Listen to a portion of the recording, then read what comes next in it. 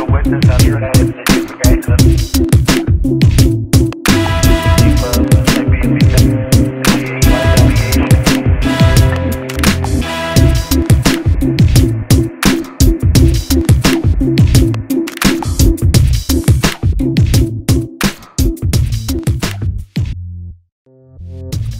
I'm here at Stanford University with Oompal, who is an entrepreneur here at Stanford as a student through Trep Camp. Now, Oompal is also an entrepreneur from Johannesburg, and he came all the way from South Africa to learn more about entrepreneurship. Now, what I think is really cool about what he's doing is he took the Uber model and bought 20 Ubers and had all the money go to his business bank account so he could manage 20 cars. He went to a bank, they helped fund him. He also created a franchise, a fish and chips restaurant. And he came and approached me and said he was interested in doing an interview with me. And I want to thank you for coming down and doing the interview. No, it's a pleasure. The pleasure's all mine. Cool. So I think the first thing I'd like to start is where did it all begin? Where did your story begin? Sure. So I grew up here in California as well. So I started off as a student to my father, who was a computer science professor. And he taught me about technologies. And as an entrepreneur with an entrepreneurial spirit, I started off doing internet classes in a shopping mall, which ended up me being somebody who created internet websites when websites still were first starting. And I would barter for clothes, for horse riding lessons, for horse polo lessons, for restaurant services, for authors, for publishers. And after I got used to collecting money as an entrepreneur from that standpoint, I created a finance firm. I was doing the sale of stocks, bonds, mutual funds, insurance, and I did that for 5 years. But where I am now is I'm the CEO of Real Social Dynamics. It's the world's largest dating coaching company. I got into that because I wanted to learn more about attracting girls and dating them. I didn't feel like I had my skills up to par, and I met a team of guys who were really good at it, and I moved them into a house, and we created a program in that house where people would pay $2,000 a weekend to learn from these guys who were teaching me, and were a part of my mastermind and became my peers eventually as I got better as well. Oh, wow.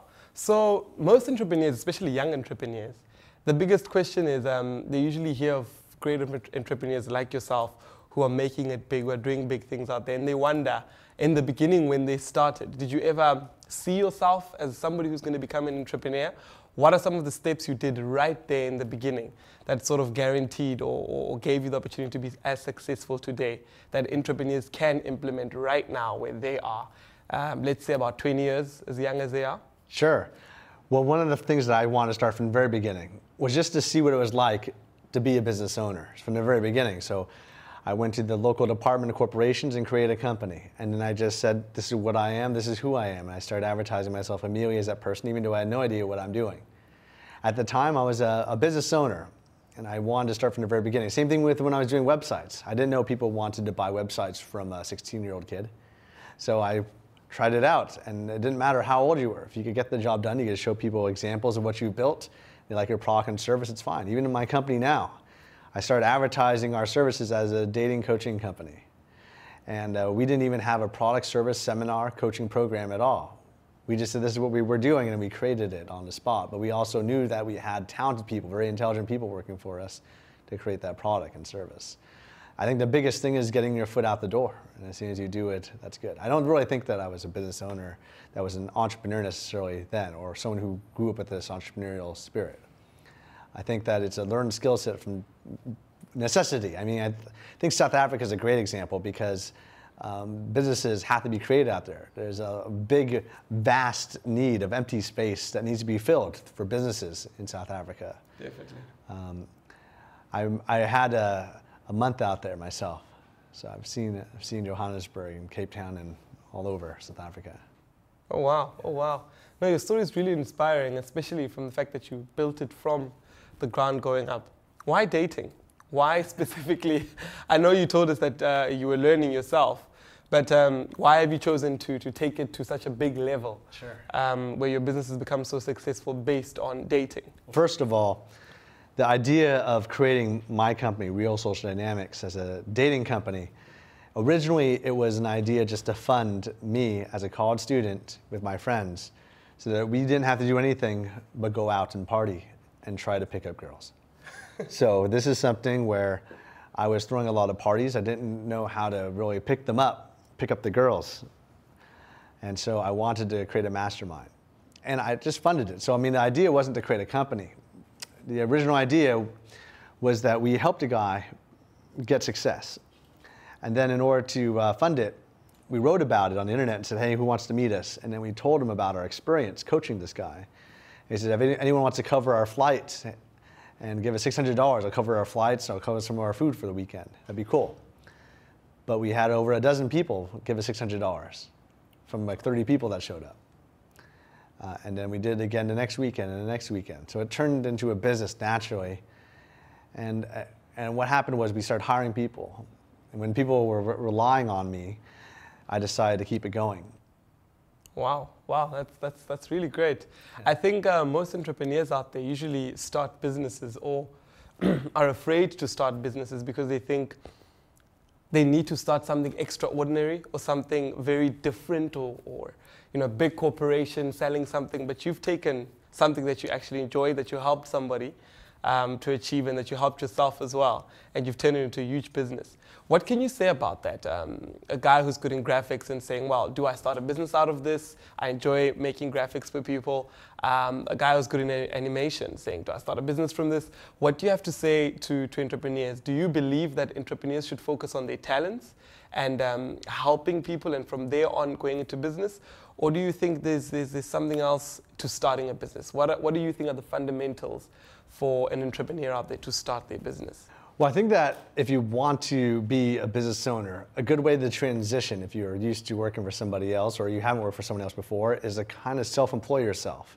So you're a one-man team, and if you're a graphic designer, if you're passionate about that and you can make great projects, you can make a living off that. And then once you get to the point where you have enough projects, you start building a team below you because you have revenue that can justify it and then growing it from there. That way you're not in a situation where you're growing the team and not able to fund it, but making it so that you have enough margin that you could grow. So you're delegating through people. And then once you get to that point, you start building systems and departments. You have marketing teams and all sorts of departments. But I think that it has to be organic if you're going to be self-funding it. And I think that's a way that anyone could do it, no matter who you are. A lot of people want to raise money. I didn't have to raise any money for my company. I've been offered money to take money, but I've never taken any of the money. So I think that's a good way to do things. Oh, wow. Let's take it. Let's be a bit more practical. Let's take it to South Africa, a developing country in Africa, one of the biggest economies. Well, it's between South Africa and Nigeria.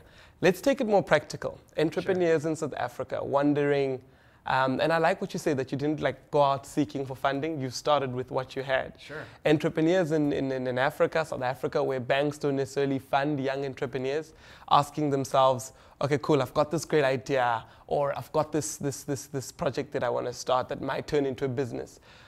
What words do you have from them that would encourage them in those beginning stages? And some of the challenges that they might experience, what would you have to say to them as a successful entrepreneur who has done it from the beginning for those that are starting? Well, the first thing that I would do is I would find a way that you could market your service and get a customer. Because as soon as you get that first customer, all the ideas that you preconceived in your head about what you think you should be selling disappear, and you find out what people actually want, what they'll actually do. I think that if you have a already existing game plan, it's easy. Like if you have a system like Uber or a restaurant, you have a successful system and you kind of have an instruction manual. But you could also do that yourself if you are looking at other companies. So in America, they have something called SWOT analysis. Do you know what that is? Sure. We do the same thing out here. You analyze what your competitors are doing, and then you model what works and improve upon it. I think that's a good way to do it, but I would do it from the very beginning, from the most basic steps, and then make it a little bit bigger, and then make it a bit bigger until you are having to be forced to innovate a lot more. So you first register the company, start marketing it, find somebody who's willing to pay you for anything. And you can charge anything. It doesn't have to be small, it could be big, it could be small, whatever it is, but just get that money and have a customer that actually have expectations of a service that's delivered, and you can decide whether you want to charge more or less later. My price points massively changed over my first year in business. We went from $600 to $2,000 to $1,500. very big variance between those numbers, right? And this per person, per customer for my first product. So that's a huge difference. And we just came up with these numbers just out of thin air, right? Wow. So you could do it through modeling. I mean, for me, it was creating an industry. I mean, dating coaching wasn't really an industry that existed. It was existing in the sense that people were writing books, but people weren't actually doing it. So what we did was we took guys out to the bars and clubs with a guy that would tell guys what to say and what to do and demonstrate walking up to a beautiful girl like at Stanford. They would just walk up to a girl who's sitting down, start a conversation, and we critique it through text messages, through whispering in his ear, through secret conversation, or do a demonstration, and you just walk up with us as our covert friend, and no one knows that you're actually paying for this program.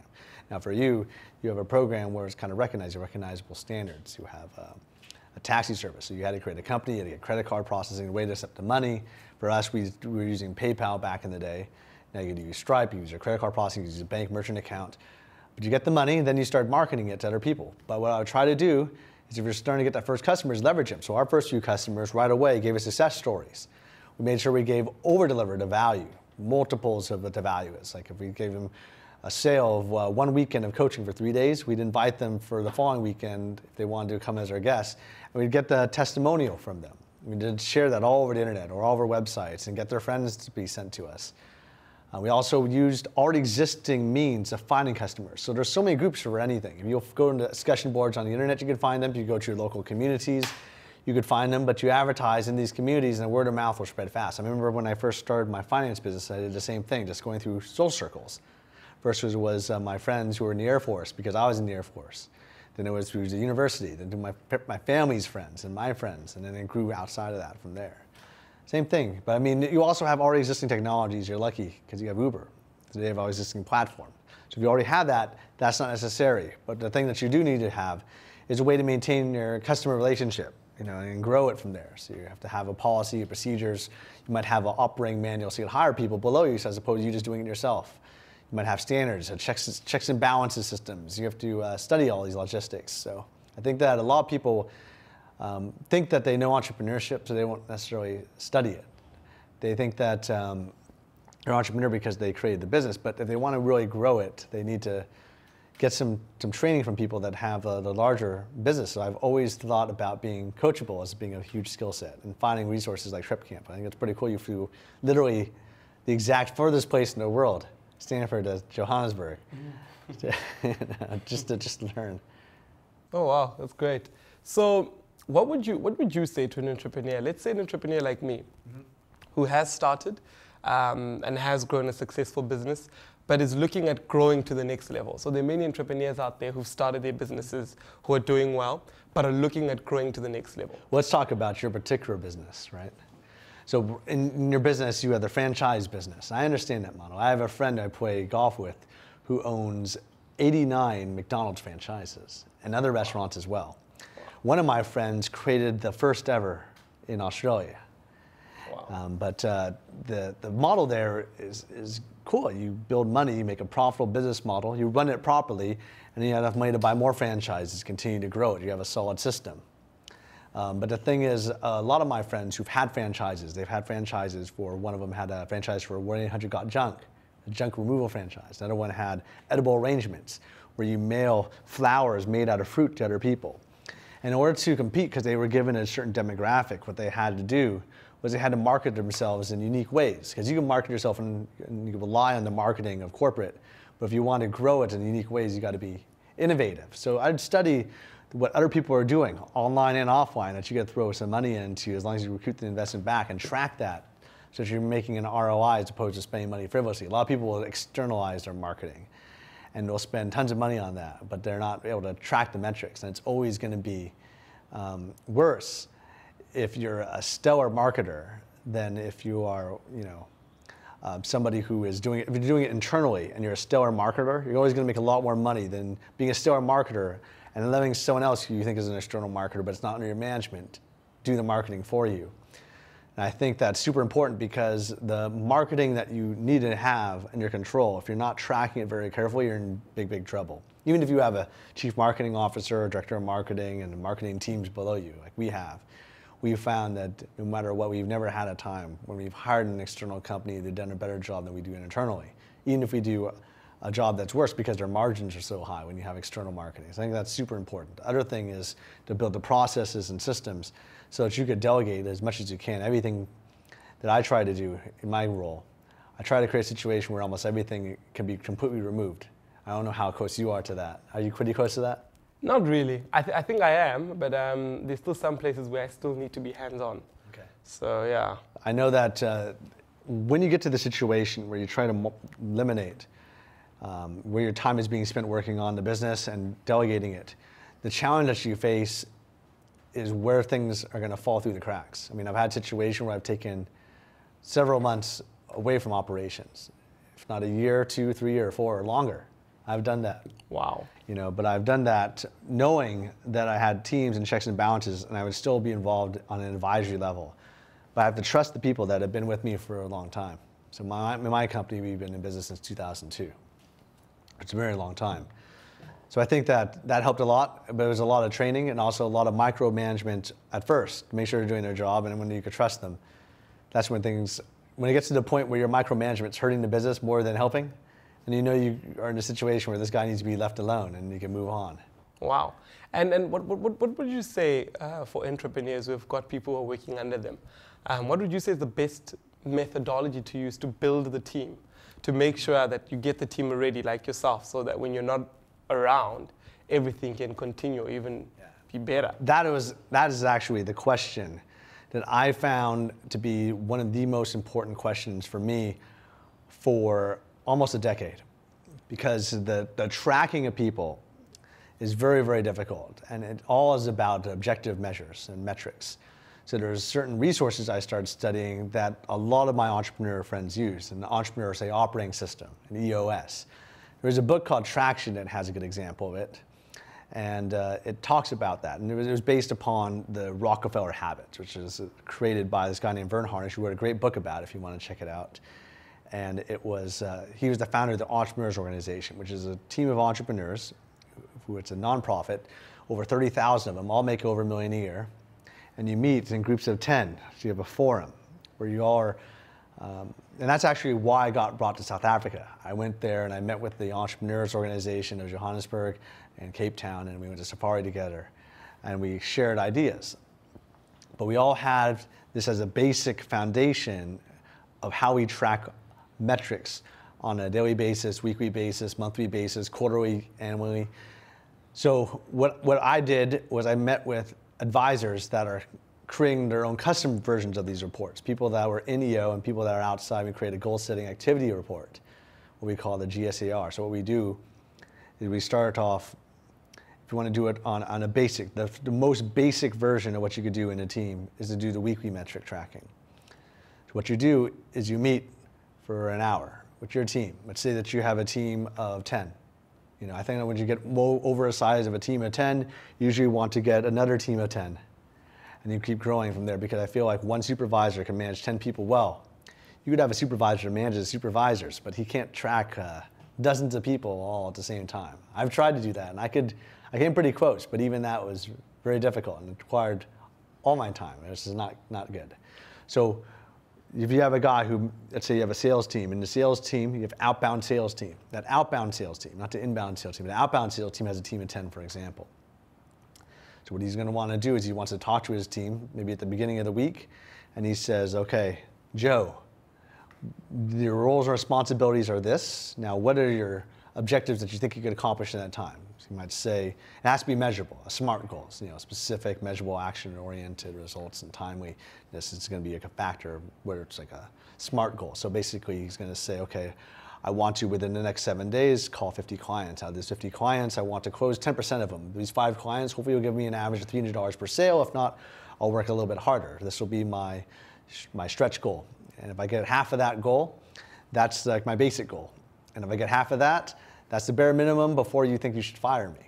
And you create these 3 different versions of the goals, and you track it. Now, if they hit their stretch goal, sometimes you might have to make their stretch goal harder next time. Maybe they made it too easy because they're hitting it every single week. It's something that you're supposed to be able to hit not the majority of the time, less than the majority of the time. And if they are hitting it there, and it's something that you really like a lot, you're like, wow, this is way beyond my expectations, then that guy could be moved into a different position or keep his position and have him train the people below you.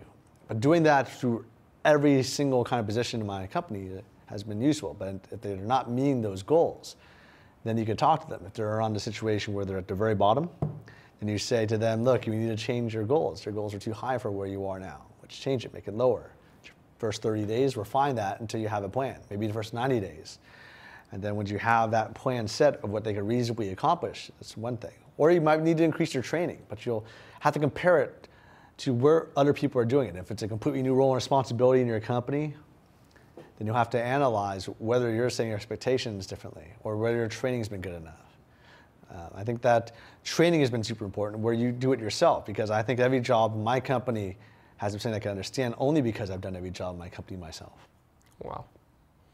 Wow. I think that's quite important to make sure that you lead by example. I must ask you this. You've been all around the world, been in many countries, seen many business people, interacted with many business people, many authors. What industry or what business do you think people still have not quite tapped into? So what industry do you think has such great potential that maybe you can even give a tip to some of the entrepreneurs which are watching us? An industry which you think has got such amazing, unearthed, untapped, potential within it that people have not really gone for. I mean, like, for example, Uber. Before Uber arrived, everybody said, why had nobody thought of this? But people had thought of it, but, had not necessarily tapped into that market properly. And Uber came through and did that.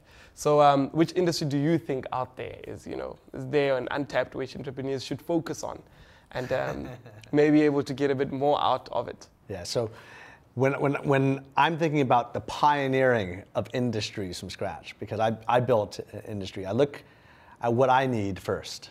And that's basically how I think about the situations of what I need. And I'll talk to people about these business ideas, businesses that I wish were created, that are not created, that I would use personally if it existed. And I also will look at the needs on the internet. What are people talking about? Now, me personally, I will have my own personal biases when I talk about the entrepreneurial ventures that I wish were created that were not. One of the things that I would love to have created, because I run my own company, I don't have time to create all these other companies, but one of the things I would love to have created would be a situation where there was real, reliable news globally that could be trusted without human interference. Because right now, if you look at a reporter is supposed to be a trusted source, but they're losing their trust more and more. If there was a way to either crowdsource or have technology where you could know all sorts of news everywhere, but without the input of reporters, that other reporters could use as one data stream, as one central hub, and other people could use that to comment on. I think there could be a way to get a trusted news source that everyone would watch, as if you have a situation now where I don't know about what's going on in South Africa, but in America, I don't know any of my friends or relatives even that pay for a newspaper anymore. Yet at the same time, it was very relevant.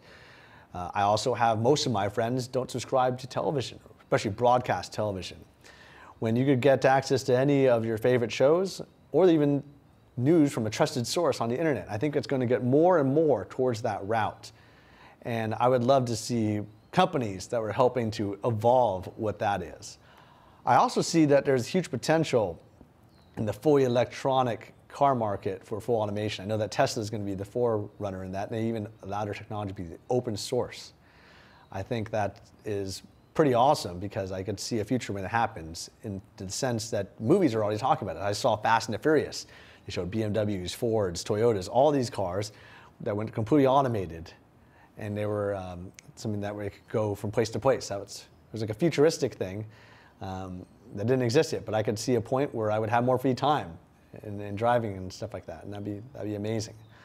I also see a situation in the future where personal aircraft become more developed to the point where they're easy to go from place to place. I myself now am looking into getting a commercial pilot's license, and I think in the future the importance of flying from city to city will be more and more. I think that with the power of the internet, it's a lot easier to do business. It allows people like me to do business all over the world. You know, you talked about how I traveled the world. You know, in one period, I had 6 months, I went to 70 countries. Now I've been to 110. I think that the globalization of things, how people can react to each other more and more, has been great. There's a lot of ideas I have also in terms of video production. I think that just telling a story is something that's going to captivate people in a unique way, with the technology being cheaper and cheaper to the point where iPhones in the future, Apple says iPhones in the future, in the near future, not the distant future, are going to be 4K technologies. I think that's going to be pretty amazing. I'm meeting with the former vice president of the mobile division of Apple for drinks after our interview here today. And he is somebody who has done some amazing things, and I think that it's going to be continually developing, not just with Apple, but I think that anyone who could get access to video and tell stories and use that in a way to compel people to be more interesting in terms of business. So in terms of that skill set, though, that's not just a business in and of itself. It's more of an idea that you can create films, you can create your own new media companies, and I think that'll be a future that all sorts of people will want to explore, because you could tell feature film style stories if you have a great script, and you could use it for your business, you could use it for theater, you could use it for film. I'm doing all the above, using it for commercials, I'm creating a musical, I'm creating a film for a TV show and movies. But I'm doing all this stuff as an entrepreneur because I think that you could tell stories, you can tell movies for cheap. You used to spend millions of dollars to create cameras. And I've done that. But at the same time, I started off with my first series of cameras like the ones in this room. Yeah, it's like $10,000 to $20,000 rig. And we had one that was half this price several years ago. It's just for an interview, but we could use the exact same cameras that are in this room. Some of these cameras have been used already for feature films in the last decade. It's amazing how cheap you can get technologies for. The small camera that he was holding, you know, that camera, have made many feature films with that exact same camera. So I think that the ability to tell storytelling would be useful, especially for brand building, marketing, and especially for the internet through what they call digital films. I think it's funny people call it digital because I feel like every film's digital now. You don't have old film rolls and stuff like that anymore. Yeah. Technology is changing too fast. People think old. Sure. I must ask you more in-depth about that. I went to Los Angeles over the weekend. And the first thing I noticed, well, one of the things that I noticed, there were billboards. I noticed that there were more billboards advertising YouTube sensations or YouTube superstars than there were billboards advertising, you know, movie superstars. There was a specific billboard about a YouTube series starring some of the great guys on YouTube who've got huge following, you know, YouTube stories. And surprisingly, over this weekend, I saw YouTube has launched a new service now. I think it's called YouTube Red, where you can watch more stuff there. So for entrepreneurs out there that are in the space, you know, digital space, curate stories on Instagram, they create stories on Facebook, comedians that are starting out, you know, that are still young out there. What do you think will be the main? There are lots of talks that influence is changing around the world. That it's changing very much from, you know, huge corporations to individuals, which can attract a lot of people. So what do you think will be the main important focuses or things that people can focus on within a space like YouTube, within a space this video technology is taking over? Well, I'm really happy that you see things this way because I agree with you completely. I mean, on the other hand, you're also talking to a guy who makes his money on YouTube. I have 16 channels with 1 to 2 million subscribers cumulatively. And these influencers that are working for me are how I make my money. But my family of friends are full of influencers. I believe that the whole reason why people like us are making more money as influencers on YouTube and through things like YouTube Red, which I actually purchased YouTube Red subscription because I probably saw the same billboard as you. And I said, that's looks like an interesting show. And I was driving around the street in Hollywood.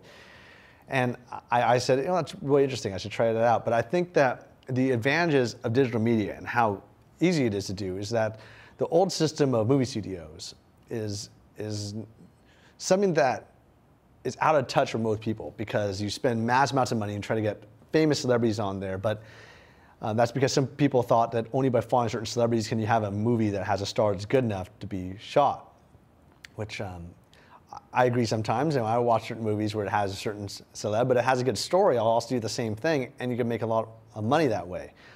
I was at the house of a guy whose job is to make $1 million films and sell for 10 million.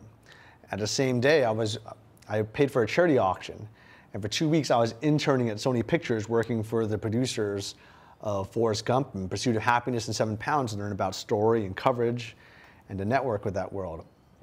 And they all told me very similar things. One, they said that, you know, with the resources I have and what we do on YouTube, we should try to make our own new media company and make our story get out there through our own resources. And I agree with that. It's a lot cheaper. It's a lot easier to make a profit. You don't lose the control. If you try to sell to a network, you might be able to hit a larger audience. I wouldn't mind trying that also.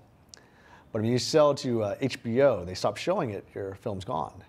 But if you sell it to, say, Netflix, YouTube Red, Amazon Prime, then you have a situation where if they stop showing it, the rights get returned back to you. You could sell it again and make sure that your show continues to stay up there. Plus, you could create the show for cheaper. Plus, it's not just shows you could create. You could create commercials. You could create ads. And I think the star quality of having video out there to tell a story, you can make yourself look really cool. You can have animated versions of yourself. You can have CGI. You can do all sorts of things for dirt cheap nowadays, because everyone's learning how to do it with their own phone. I mean, you could use an app and a filter and make yourself look like you're doing a CGI production that would have in the past cost hundreds of thousands of dollars, and you can do it in 5 minutes as opposed to 5 weeks. It's amazing what you could do with the technology that's in this room or your phone or what have you, and I believe that is where real power is coming from. Now, I personally think that the influencers have a lot more power than the corporations, because most of the people in the corporation are used to running the company, but not necessarily connecting with their audience through like a loyal fan base. So influencers, you could develop trust, like you like a guy, you'll follow him, you'll buy what he tells you to buy because you know him personally. Whereas if you watch an actor or a movie star or a television anchor, you don't really get to know them personally. I think that's also why influencers have a lot more sway over, say, sponsors nowadays, because their conversion rates are a lot higher. If I look at a large network, they might have 10 million subscribers following them. Maybe it's for a Disney show or something like that. And maybe they'll have like 100,000 people watching each of their videos on YouTube or something like that.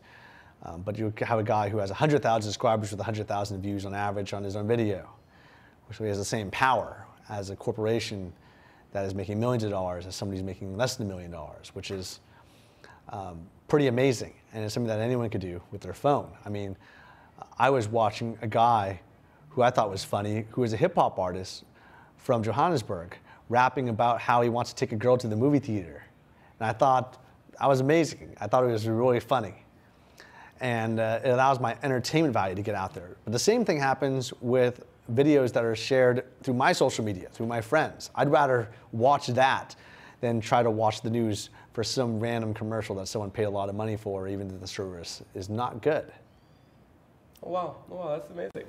And for guys out there that are already in the space, you know, creating YouTube videos, not really getting that much traction or getting people to view the videos, few tips from yourself. I mean, you've done this, you know this off the back of your head. You know how to get the business running, how to get more viewers. What would you say to them to get more viewers? And secondly, the important thing, to get people to subscribe, because I believe that's your selling point when you're selling something like that. And do you have like a masterclass or a book which they can get out there to help them grow their YouTube empire? I actually did a YouTube video that people could get for free just by going to my YouTube channel about how to get YouTube subscribers. And it was a situation where a guy was interested in creating 100,000 YouTube subscribers in a month. He didn't get that success. But he was a newbie. He thought it was going to be easy. It's not necessarily that easy to get that kind of following. It could take a very long time. I know one guy who was able to do it in 2 weeks, but he had a following on another platform that followed him. So if you have a situation where you can partner with people that already are out there, putting themselves out there to have a followership, then you could get on their channels and promote. But if you want to start from scratch, there's 2 ways to do it. One is you have to have great content. The other has to be entertaining. But it needs to be targeted at what people are looking for, people want. Now you could do that and you could buy the followers through advertising. Now I used to try to do that. And I was spending $1,000 to $6,000 a day, and I was making my money back and a little bit of profit, but that required a lot of work and also a lot of risk. You can do that through the YouTube network and buy those ads. You also partner with people that are already out there, or if you got people that have influence, when people look up their name, they'll find your videos. I've had that too, where I've interviewed celebrities and they found my videos and gives me credibility as an authority on the particular topics I'm talking about, even though I'm learning from the other person. Because I'm learning from another person. I have a friend who wants to become a health guru, so he's interviewing health gurus, and people are thinking that he's now the health guru, even though he's just a person learning from it, because he's being around some of the most famous health gurus. Now, if you reach out to people, you'll be surprised how many people will be open to sharing their knowledge or sharing their resources. Sometimes it's so shocking, it's kind of unbelievable, but the reason why is because people at the top, whether they're in one industry or another, they've got there with the help of other people. People will be haters and they'll say things like, I don't think that you could do this alone. I bet you can't do this yourself. You think you're so awesome. And it's not that you should even try. It's that you should make it easier on yourself. You should get a good team, and you should get a people to help you from the very beginning. I know that also, if you want to get access to resources from the beginning, know that almost all of us have the ability to do that. All of us almost have, if you're watching this video, you have an iPhone or a camera phone of some kind. And I have friends who have gotten 30, 40 million followers on social media from videos they've made just on their camera phone that they still use today and have used for the last 5 years. It doesn't have to be the highest quality. It needs to captivate people, captivate their interests. And I think that if you have it on a regular schedule, that's good. For me, I do a video every Monday to every Thursday at the same time every single week, so people could tune in and look forward to it. And my other channels that are way more popular, have been around a lot longer than mine, those channels will have people that will post once a week, and they'll get tons of comments every video, thousands. Oh wow, that's really great. And in terms of what's next for you in your business, what are your future plans? What are you currently working on? What are you planning on working on in the future? I'm sure a lot of people out there are very interested to know, where to from here. I'm interested in getting somebody to help me run my own company, even better than I can do so that I could rebuild the infrastructure of my company's dating business and replicate it for business education, health and fitness education, higher self and spirituality education, and build those infrastructures to replicate the systems that work and also improve upon the systems that need to get better. I also am working on films, movies, and musical that could tell the story of our company, because when you create a company that relates to dating and in our world, it's more honestly about socially conscious pickup artists.